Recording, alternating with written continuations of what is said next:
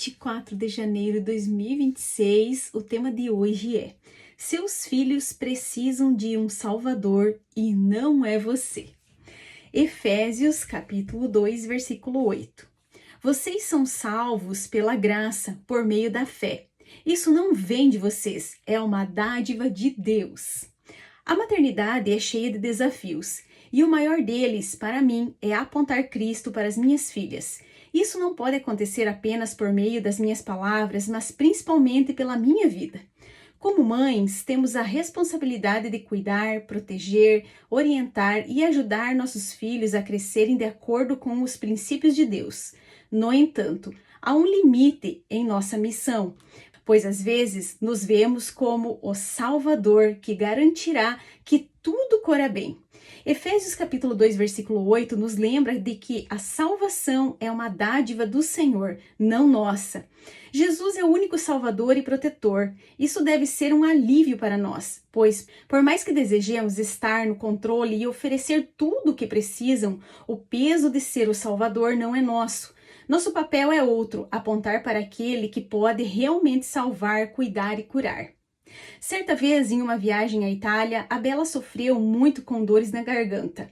Eu e o Telmo havíamos dado antibiótico e outras medicações, mas a febre persistia e a garganta continuava fechada. Então ela mesma me pediu que orássemos e eu disse: vamos orar juntas, porque Jesus é o seu Salvador e curador. Para nossa alegria, Deus a restaurou e naquele momento pude ver o quanto fomos bem-sucedidos no propósito de apontar Cristo para as nossas filhas, ensinando-as a dependerem dele e buscarem um relacionamento pessoal com ele. Que você possa, nos momentos difíceis, usar cada situação para apontar Cristo e a salvação aos seus filhos. A minha oração é para que você seja um instrumento de fé, guiando-os ao Salvador. Mateus capítulo 24. Jesus saiu do templo e, enquanto caminhava, os seus discípulos se aproximaram para lhe mostrar as construções do templo. Ele, porém, lhes disse: vocês estão vendo todas essas coisas? Em verdade lhes digo que não ficará aqui pedra sobre pedra que não seja derrubada. Jesus estava sentado no Monte das Oliveiras quando os discípulos se aproximaram dele e, em particular, lhe pediram: diga-nos quando essas coisas vão acontecer e que sinal haverá na sua vinda e do fim dos tempos. E Jesus respondeu: tenham cuidado para que ninguém os engane, porque muitos virão em meu nome dizendo: eu sou o Cristo, e enganarão a muitos. E vocês ouvirão falar de guerras e rumores de guerras. Fiquem atentos e não se assustem, porque é necessário que isso aconteça, mas ainda não é o fim. Porque nação se levantará contra nação e reino contra reino. Haverá fome e terremotos em vários lugares, porém, todas essas coisas são o princípio das dores. Vocês serão entregues para serem maltratados e eles o matarão. Vocês serão odiados por todas as nações por causa do meu nome. Nesse tempo, muitos hão de se escandalizar, trair e odiar uns aos outros. Muitos falsos profetas se levantarão e enganarão a muitos. E por se multiplicar a maldade, o amor de muitos se esfriará. Aquele, porém, que ficar firme até o fim, esse será salvo. E será pregado este evangelho do reino por todo o mundo, para testemunho a todas as nações. Então virá o fim. Quando, pois, vocês virem, situado no lugar santo, o abominável da desolação, de que falou o profeta Daniel, quem lê, entenda. Então os que estiverem na Judéia fujam para os montes. Quem estiver no terraço, não desça para tirar de casa alguma coisa. E quem estiver no campo, não volte atrás para buscar a sua capa. Ai das que estiverem grávidas e das que amamentarem naqueles dias. Orem para que a fuga de vocês não aconteça no inverno, nem no sábado. Porque nesse tempo haverá grande tribulação, como nunca houve desde o princípio do mundo até agora, e nunca jamais haverá. Não tivessem aqueles dias sido abreviados, ninguém seria salvo, mas por causa dos escolhidos, tais dias serão abreviados. Então, se alguém disser a vocês: olhem, aqui está o Cristo, ou ali está ele, não acreditem, porque surgirão falsos cristos e falsos profetas, operando grandes sinais e prodígios para enganar, se possível, os próprios eleitos. Eis que tenho predito isso a vocês. Portanto, se disserem a vocês, eis que ele está no deserto, não vão lá. Ou se disserem, eis que ele está no interior da casa, não acreditem, porque assim como o relâmpago sai do oriente e brilha até o ocidente, assim será a vinda do Filho do Homem. Onde estiver o cadáver, aí se ajuntarão os abutres. Logo em seguida, a tribulação daqueles dias, o sol escurecerá, a lua não dará sua claridade, as estrelas cairão do firmamento e os poderes dos céus serão abalados. Então aparecerá no céu o sinal do Filho do Homem. Todos os povos da terra se lamentarão e verão o Filho do Homem vindo sobre as nuvens do céu, com poder e grande glória. E ele enviará os seus anjos com grande som de trombeta, os quais reunirão os seus escolhidos dos quatro ventos, de uma a outra extremidade dos céus.